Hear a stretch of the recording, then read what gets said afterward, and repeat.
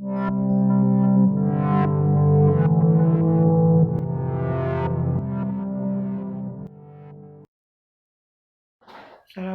warahmatullahi wabarakatuh. Perkenalkan, nama saya Ahmad Jiran Farizal dengan NIM 1809075018. Di sini saya akan mengerjakan ulangan tengah semester untuk matkul kecerdasan buatan. Sebelum kita mulai video penjelasan pengerjaan tugasnya, saya akan membacakan kode etik akademik, di mana nomor 1, saya menyatakan bahwa tes ini saya kerjakan dengan usaha sendiri. Nomor 2, saya tidak menyalin jawaban dari sumber manapun. Nomor 3, saya bertanggung jawab agar jawaban tes saya tidak disalin oleh mahasiswa lainnya. Pada hari Senin tanggal 6 April 2020 yang bertantangankan di Ahmad Jiran Farizal dengan NIM 1809075018. Ya, kita lanjut saja ke pengerjaan soal UTS-nya. Ya, di sini ada soal UTS matkul kecerdasan buatan, di mana soal nomor 1 berbunyikan, sebuah mesin dikatakan cerdas atau kecerdasan buatan kalau memiliki dua hal berikut, yaitu ada beberapa pilihan. Pilihan pertama, bekal pengetahuan dan kumpulan data atau database. Lalu, pilihan kedua, bekal pengetahuan dan kemampuan menalar. Pilihan ketiga, bekal pengetahuan dan software terbaru. Pilihan yang keempat, database dan software terbaru. Pilihan kelima, software terbaru dan kemampuan menalar. Di sini saya memilih pilihan kedua dengan jawaban bekal pengetahuan dan kemampuan menalar. Kenapa? Karena menurut saya, sebuah mesin yang dikatakan kecerdasan atau sebuah mesin dikatakan cerdas atau teknologi kecerdasan buatan itu dapat berpikir dan mempunyai kemampuan menalar dengan berbekalkan pengetahuan yang mendukung kemampuan penalarannya itu.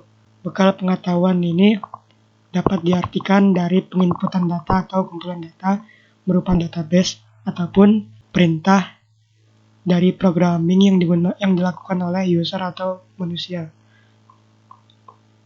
Lalu ada soal nomor 2. Nomor 2 berbunyikan, pernyataan yang salah terkait perbedaan kecerdasan buatan dan kecerdasan alami adalah pilihan A, kecerdasan buatan bersifat permanen, sedangkan kecerdasan alami sering mengalami perubahan.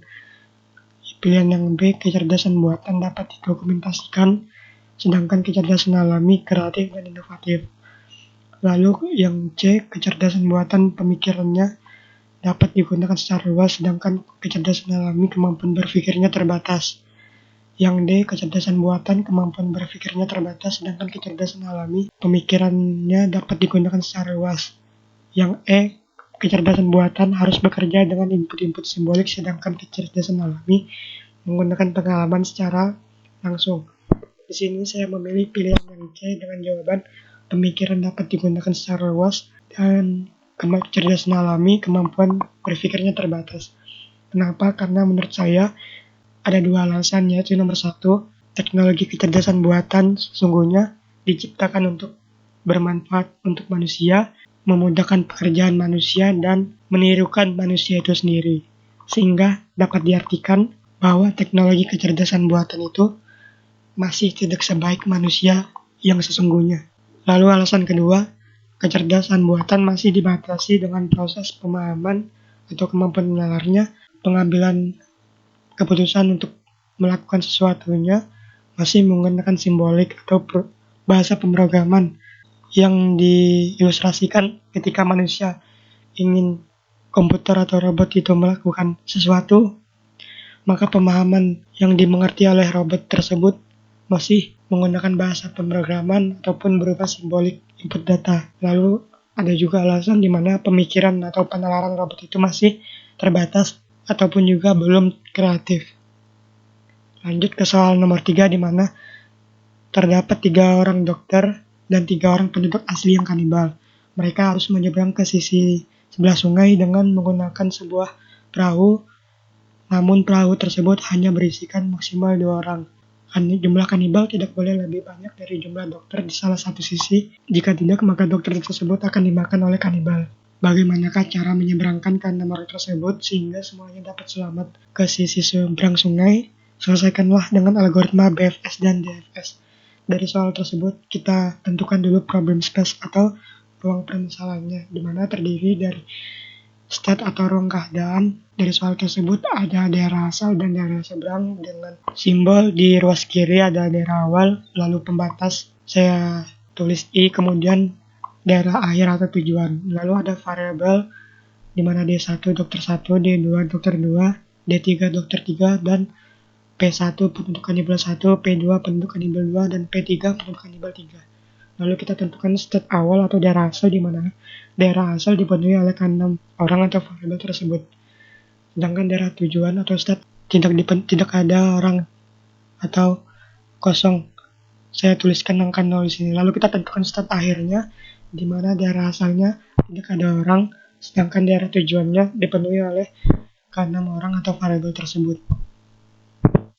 Kita lihat dari soal tersebut operator yang digunakannya adalah perahu.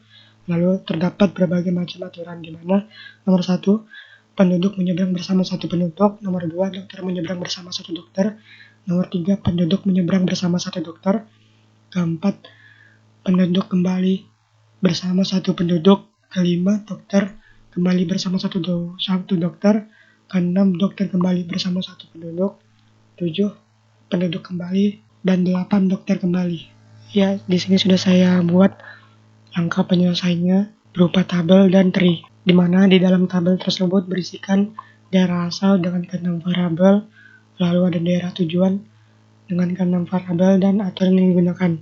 Maksud dari angka 1 dan 0 di daerah asal dan daerah tujuan ini dimaksudkan untuk apakah ada orang atau variabel tersebut di daerah asal atau daerah tujuan, di mana angka 1 menunjukkan adanya orang itu, sedangkan angka 0 tidak ada orang itu di daerah tersebut.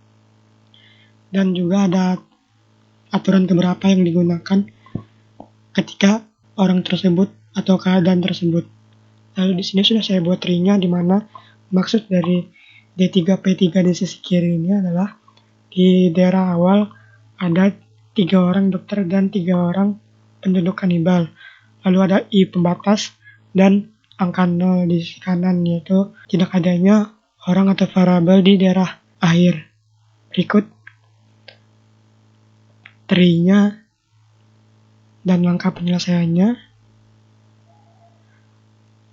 dan sampai ke daerah akhir atau tujuan, di mana di sisi kiri tidak ada lagi orang atau variabel, sedangkan di sisi kanan daerah tujuannya dipenuhi oleh keenam orang tersebut. Kita lanjut ke metode penyelesaian menggunakan algoritma BFS. Di sini saya menambahkan huruf A sampai X untuk memudahkan pembacaan serta penulisan algoritma BFS tersebut. Algoritma BFS yaitu metode pencarian secara menyeluruh. Artinya, jika kita berada di B, di mana B memiliki children E, kita tidak langsung menelusuri ke E, melainkan kita menelusuri titik yang sudah kita lewati, di mana itu A, yang memiliki children lainnya selain yang sudah kita tuju. Yaitu kita ke C terlebih dahulu dan ke D. Lanjut saja ke algoritmanya. Pertama open A, close tidak ada, lalu evaluasi A, kita berada di A, open B, C, D, close A, kita ke B, open E, C, D, close A, B. Nah, kita ke C bukan ke E. Evaluasi C, open F, E, D, close A, B, C, kita ke D, open E, F, G, close A, B, C, D.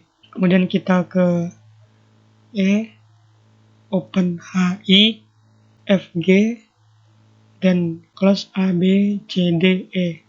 Kita ke F, open J, K, I, H, G, close A, B, C, D, E, F. Lalu kita ke G, open H, I, J, K, close A, B, C, D, E, F, G. Kita ke H, evaluasi H, open I, J, K, close A, B, C, D, E, F, G, H. Kita ke I, open J, K, close A, B, C, D, E, F, G, H, I, J, H, I.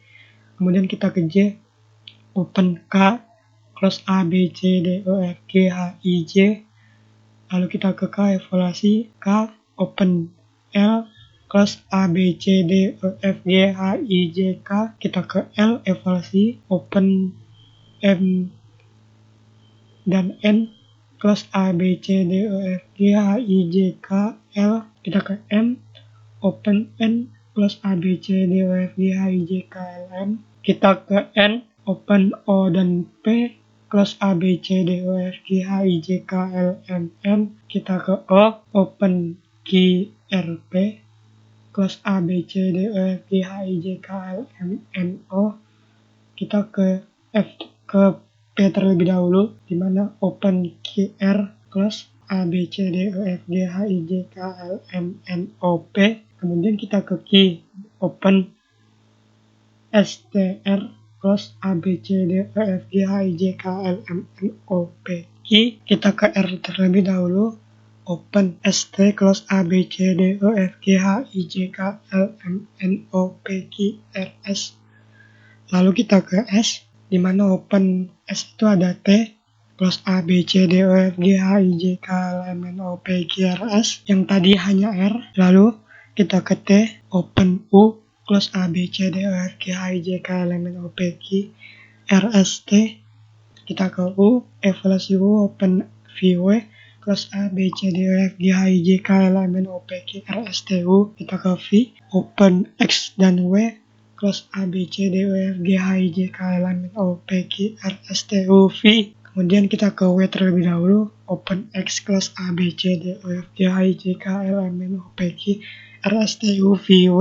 Lalu kita ke X, evaluasi X, di mana X tersebut memenuhi atau sampai ke tujuan, di mana opennya tidak ada lagi dan close-nya adalah A, B, C, D, E, F, G, H, I, J, K, L, M, N, O, P, Q, R, S, T, U, V, W, X. Dan selesai untuk algoritma BFS. Menyelesaikan soal nomor 3 menggunakan metode algoritma DFS, yaitu Deep First Search, di mana metode pencariannya itu secara mendalam. Artinya, bila kita berada di B dan memiliki children atau open E, maka kita akan melalui atau kita menuju ke E, tidak ke C lagi. Lanjut ke algoritma DFS-nya.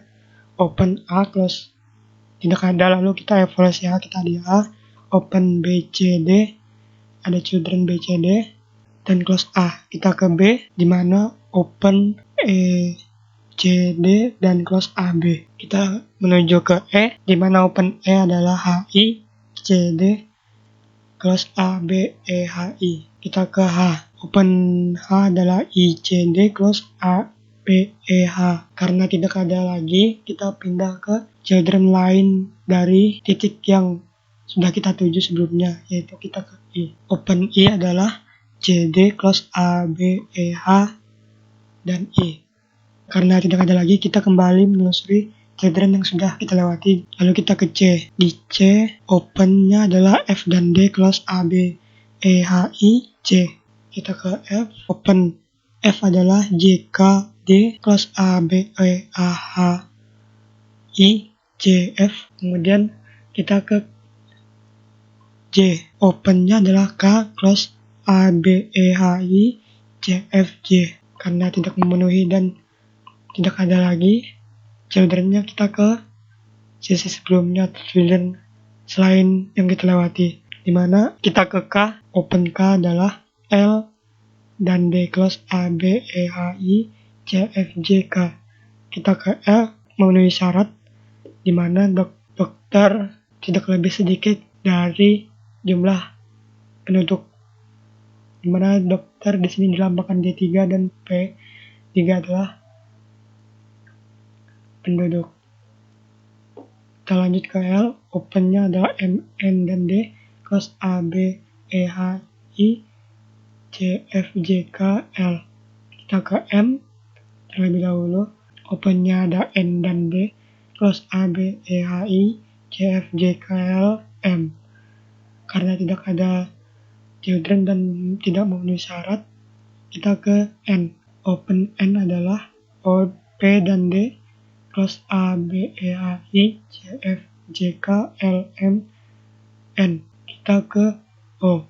Evaluasi O, opennya adalah Q, R, P, dan D, close-nya A, B, EHI, JFJK, LMNO. Karena memenuhi syarat, karena Q memenuhi syarat, kita langsung ke Q, tidak ke P, melainkan kita ke Q. Karena Q memenuhi syarat, dimana kita evaluasi Q, open Q adalah S dan T, close-nya adalah open dari Q adalah S, T, R, P, dan D, artinya yang kita lewati, dan close-nya adalah yang kita lewati, yaitu A, B, E, H, I, J, F, J, K, L, M, N, O, Q. Kita ke S, evaluasi S, open-nya adalah T, R, P, D, close-nya ada A, B, E, H, I, J, F, J, K, L, M, N, O, Q, S. Karena tidak memenuhi syarat di mana dokter harus lebih, jumlahnya tidak boleh sedikit dari penduduk, maka kita ke T. Lanjut ke T, open T adalah U, R, P, dan D. Close A, B, E, H, I, J, F, J, K, L, M, N, O, Q, S, dan T. Kita ke U, open U adalah V dan VW, R, P, dan D.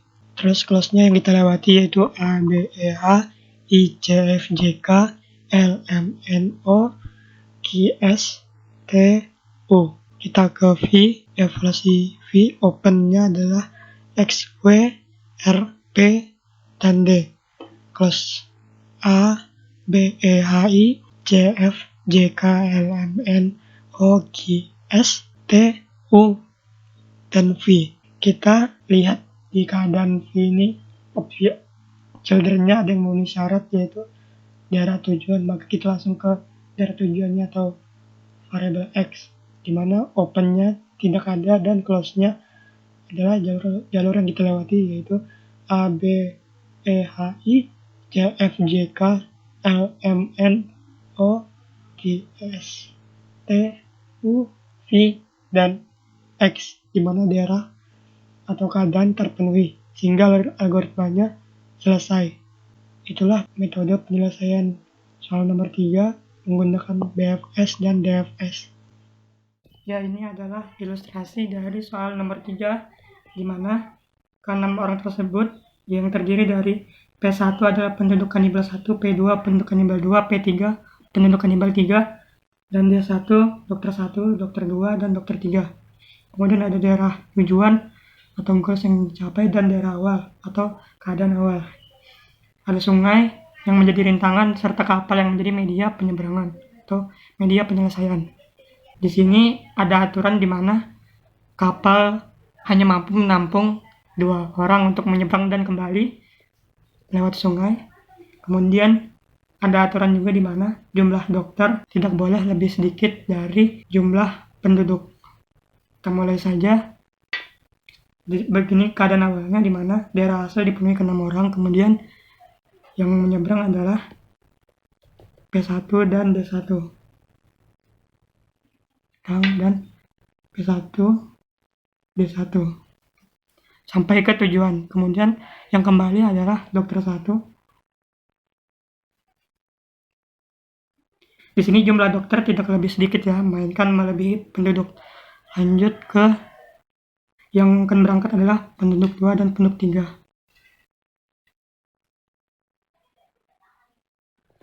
Penduduk 2 dan 3 sampai ke daerah tujuan, lalu yang kembali adalah penduduk 3. Kemudian yang menyeberang adalah dokter 1 dan dokter 2.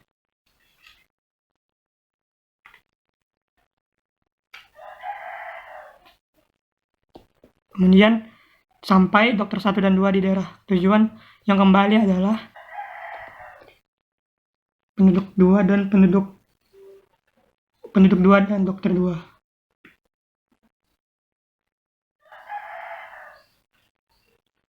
Yang lanjut di sini tidak ada yang jumlah dokter kurang dari penduduk ya. Lanjut ke yang menyeberang adalah D3 dan D2. Di sini jumlah dokter lebih dari penduduk. Kemudian yang kembali adalah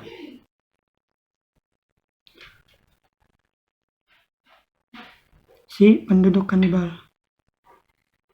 Di sini bisa dilihat ya, daerah tujuan 3 dan daerah asal ada 3. Lanjut, yang akan membawa adalah P1 dan P2 yang akan menyeberang sungai dan sampai ke daerah tujuan. Kemudian P2 kembali untuk mengambil penduduk ketiga. P2 membawa P3 dan sampai ke daerah tujuan. Begitulah proses atau ilustrasi dari soal nomor 3, di mana tidak ada variabel atau ke-6 orang tersebut dari daerah awal ke daerah tujuan yang tidak selamat. Goalnya terpenuhi di mana daerah tujuan dipenuhi oleh ke-6 orang atau variabel tersebut. Begitulah ilustrasi dari soal nomor 3. Ya, itu tadi penjelasan dan ilustrasi dari soal nomor 3 serta pengerjaan soal UTS mata kuliah kecerdasan buatan. Apabila ada salah, mohon dimaafkan. Sesungguhnya benar hanya milik Allah. Wassalamualaikum warahmatullahi wabarakatuh.